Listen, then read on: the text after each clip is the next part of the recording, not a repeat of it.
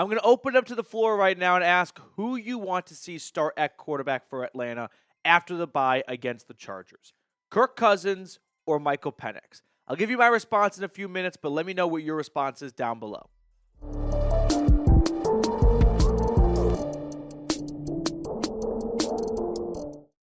I got to be honest with you guys, I did not think it could get worse than Week 10. I mean, tough loss against your division rival. Kicker goes 1 for 4. But this was a whole new low for the Atlanta Falcons. I saw lack of effort on defense. I saw no spunk on offense. It was an incredible display of all systems failure from both sides of the football. But my reaction to this loss is not to bench Kirk Cousins. I think that is an extreme knee-jerk reaction to what has been a tough run for the offense the last 2 weeks, and Kirk Cousins not looking like Kirko Chains or Kirktober as of late. But I do not feel like the proper response to back-to-back losses is to bench Kirk Cousins. That, to me, is not going to solve the biggest problem, which we'll look at later on in the video. Cousins this year has been very good in some games and not so good in some games. 17 touchdowns to 9 interceptions. It feels like all 17 come in the wins and all 9 interceptions come in the losses. But the last 2 weeks especially have been rough for Cousins.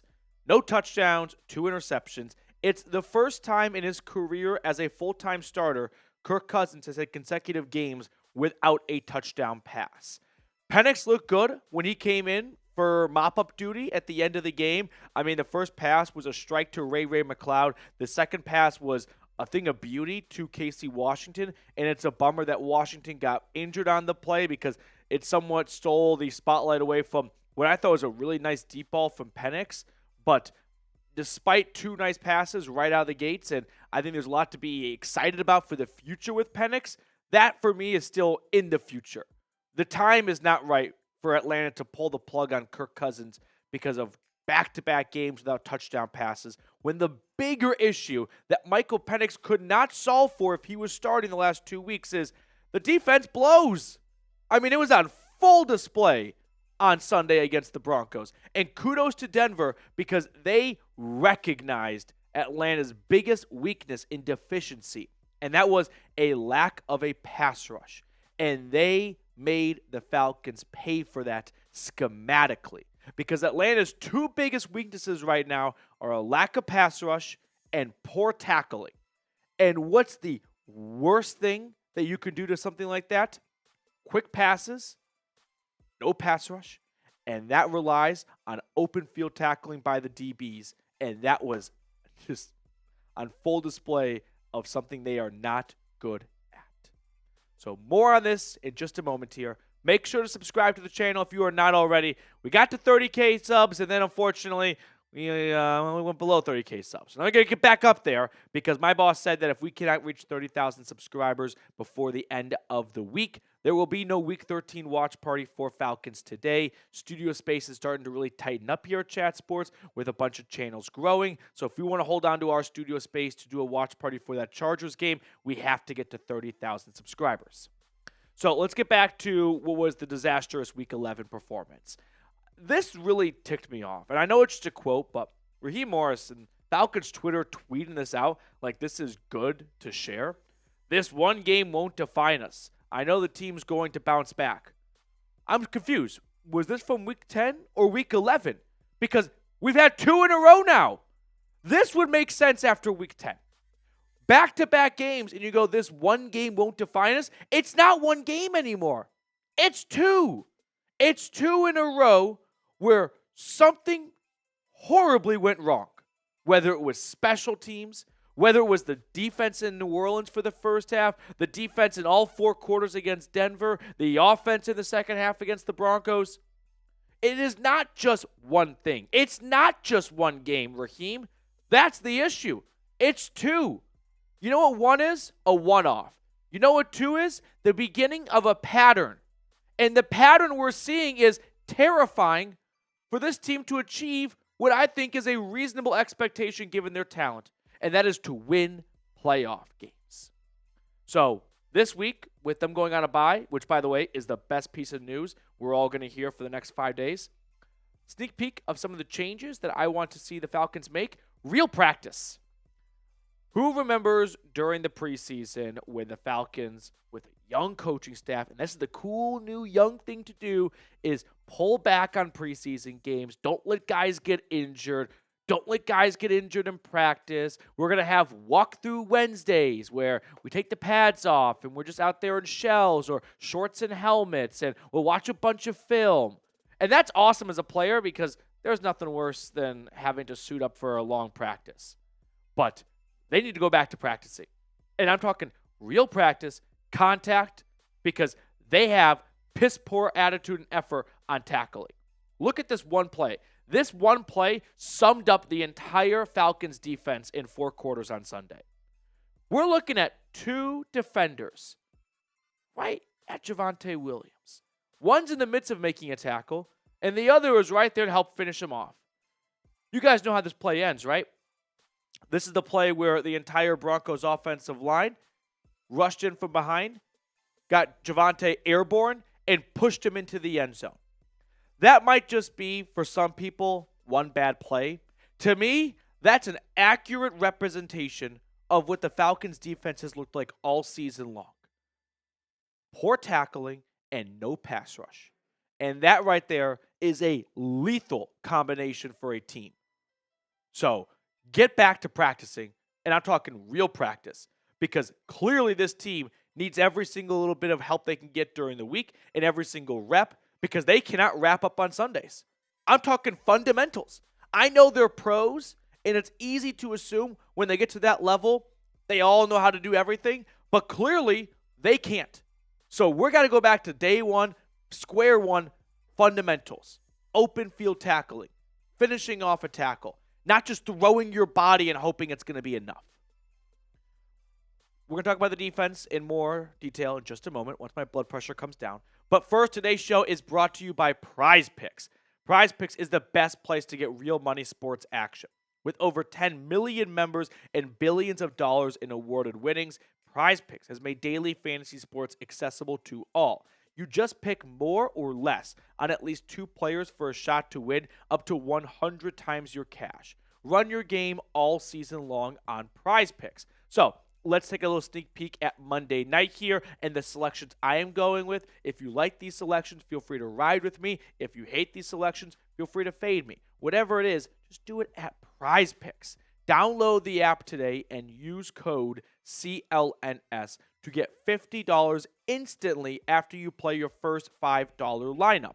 All of that information is in the comments and description of today's video. Download the app today and use code CLNS to get $50 instantly after you play your first $5 lineup. Prize Picks. Run your game. So now that I'm done tearing the lack of tackling apart, we need to talk about the bigger issue on defense, and that is the lack of a pass rush.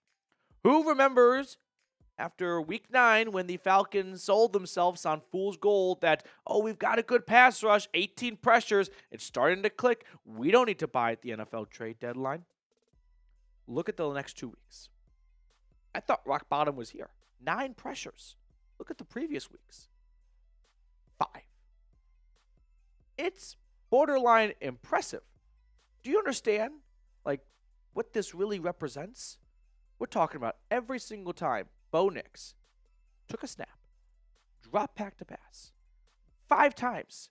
Just 5. A Falcons defender made him uncomfortable. Hurried him along. Forced to throw. Maybe got a hit on him after the play. Sacked him. That is less than 3% of all dropbacks for Bo Nix. The core issue for the Atlanta Falcons 2024 problems is the pass rush. Like all sports, whenever things are not going well, there's usually a couple of dirty and bloody hands, but there is none bloodier than the Falcons pass rush. Matthew Judon, ladies and gentlemen, only got his second and a half sack of the season. Came in week 11. I'm watching Leatu Latu of the Indianapolis Colts get his 3rd sack as a rookie. And that would be leading the team for Atlanta. No show from Arnold Ebiketie once again. Lorenzo Carter coming back from injured reserve. No sacks on the year. Grady Jarrett, coming off a torn ACL, 30-plus years old, is tied with an edge rusher for this team's leading sack getter. The core of their problems, and this is why I don't want to bench I don't want to bench Kirk Cousins for one of two reasons. One, that's just too knee-jerk of a reaction after two down games to bench Cousins. But two, Michael Penix does not play edge rusher, and that is the Falcons' biggest problem right now, is they cannot get to the quarterback. And I was really starting to have this come to Jesus moment in the second half of the game on Sunday. Does this defense do anything well?